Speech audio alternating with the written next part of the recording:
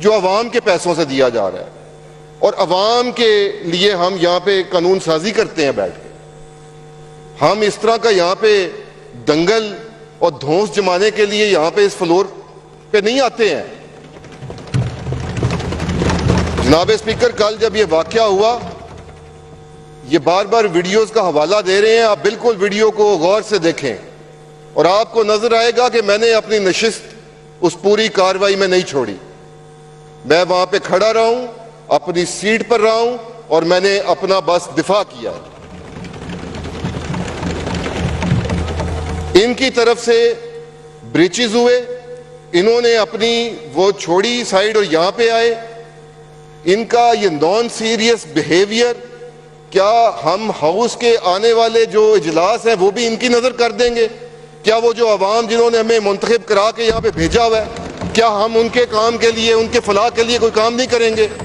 आए दिन हम इनके टेंट्रम्स जो है उनको देख रहे हैं। यही मोइन साहब मुझे अंदर कुछ कह रहे थे कि हम तो मुफाहमत करना चाहते हैं। मैंने इनको कहा, मोइन साहब आप अभी भी ऐसे कह रहे हो, कोई गाल नहीं कर छोड़ो सू।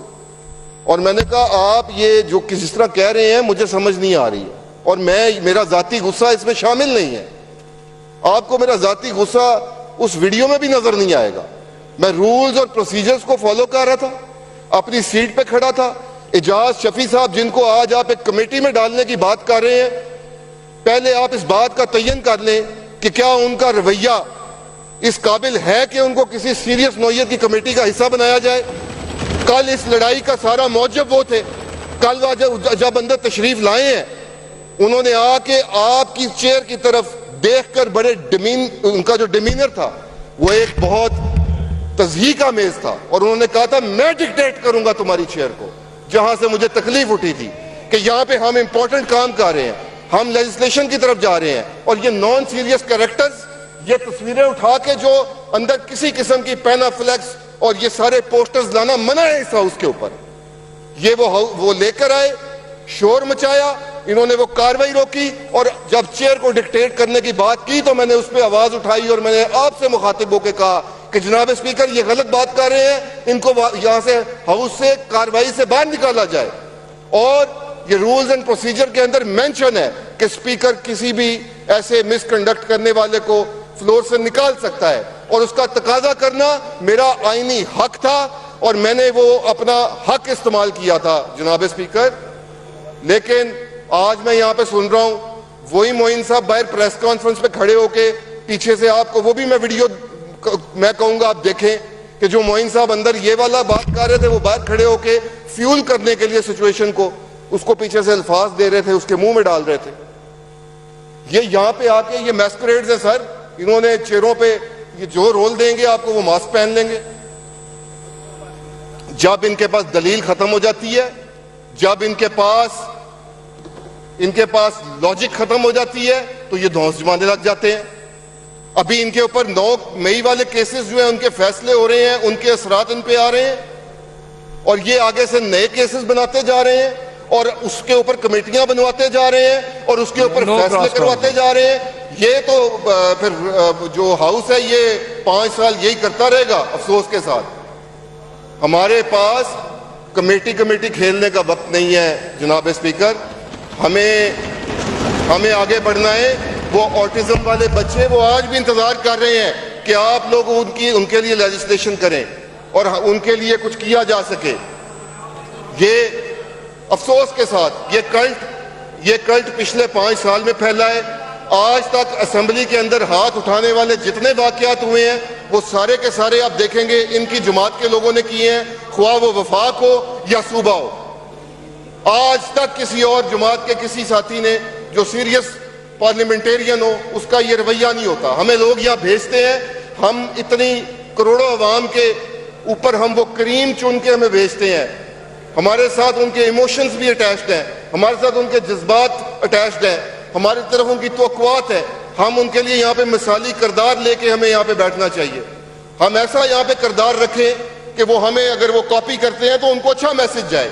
कल के इस वाक़े के बाद पूरी दुनिया में आपकी असेंबली का क्या चेहरा गया है, और आज भी खड़े होके ये उसके ऊपर मजीद कह रहे हैं कि मैं नौकरों का सर कलम कर दूंगा। क्या नौकर इंसान नहीं होता? क्या उसके अंदर जज्बात नहीं होते? क्या ये उसकी वफादारियों के साथ साथ उसकी जान भी खरीद लेते हैं? यहां से अब इनकी अप्रोच समझ आती है आपको। पीएएफ की एयर बेसिस पे हमला इन्होंने किया, फौजी तनसीबात पे हमला इन्होंने किया, सिविल नाफरमानी के तमाम संगीन जुर्म इन्होंने किए। ये कौमी जुर्म के इन्होंने हर वो कौमी जुर्म किया है और उसके बाद इन्होंने कहा है कमेटी खेलते हैं, फिर ये कहते हैं कि हमारे साथ ज्यादती हो गई है। हमने यहाँ से एक मुस्बत वाइंड अप करें हसन साहब, वाइंड अप करें प्लीज जनाब स्पीकर। अब इनमें ये सुनने का हौसला भी नहीं है। मलिक खालिद वारन साहब, मैंने खामोशी से यहाँ पे बात कर रहे थे हसन साहब को। ऐसे ही ये कल कर रहे थे, कल भी ऐसे ही कर रहे थे। मेरा इस ऐवान से मुतालबा है कि इजाज शफी साहब जिन्होंने चेयर को कहा था कि मैं तुम्हें डिक्टेट करूंगा, उसका आप वीडियो निकालें, उसकी शक्ल देखें, उसके शक्ल पे तासुरात को देखें। आज ये फैसला कौन घड़ी है जनाब स्पीकर? अगर इजाज शफी साहब आज सस्पेंड ना हुए तो इस हाउस की तारीख में लिखा जाएगा। ये देख रहे हैं इनका रवैया, monkeys, no cross talk, they should be declared as monkeys of assembly. जी हसन साहब तशरीफ रखें। Monkeys in the assembly. जी हसन साहब मेरी बात सुने, मेरी बात सुने। ये जो कल मेरी बात सुने, ये पूरा हाउस जानता है कि चेयर को यार एक सेकंड तारिक गिल साहब जरा खामोशी करें ना, तशरीफ रखे ना जरा। आपको मैंने अभी अलाउ नहीं किया ना, तशरीफ रखे, तशरीफ रखे ना, एक सेकंड आप तशरीफ तो रखें। ये इस चेयर को कोई भी डिक्टेट नहीं कर सकता अल्हम्दुलिल्लाह। ये आपको भी पता है, ये इधर भी पता है इनको। ये रूल्स में वाज़े है, ये रूल्स में वाज़े है। बाकी बात रही, देखिए मेरी बात सुने, मेरी ज़ात की बात आई तो ये एजाज शफी साहब ने जो कहा है, और ये इस चेयर का ज़र्फ है, ये इस चेयर का ज़र्फ है कि इनको उस कमेटी का मेंबर बनाया है, कोई इशू नहीं। जी मोइन राज कुरैशी साहब। डिप्टी स्पीकर साहब, एक इशू आपने ख़त्म कर दिए कमेटी बनाकर, अब सर उस नॉन इशू। लेकिन देखें मोइन साहब, एक बात क्या पेश आया है एक ऑनरेबल मेंबर से, मेंबर के साथ, तो हमें उनके साथ इदारे हमदर्दी, इदारे यकजहती करनी चाहिए। अच्छा, और उनके जज्बात भी सुनने चाहिए ना। छोटे भाई की बात का कोई बुरा, और यार बात तो कर लेने देंगे।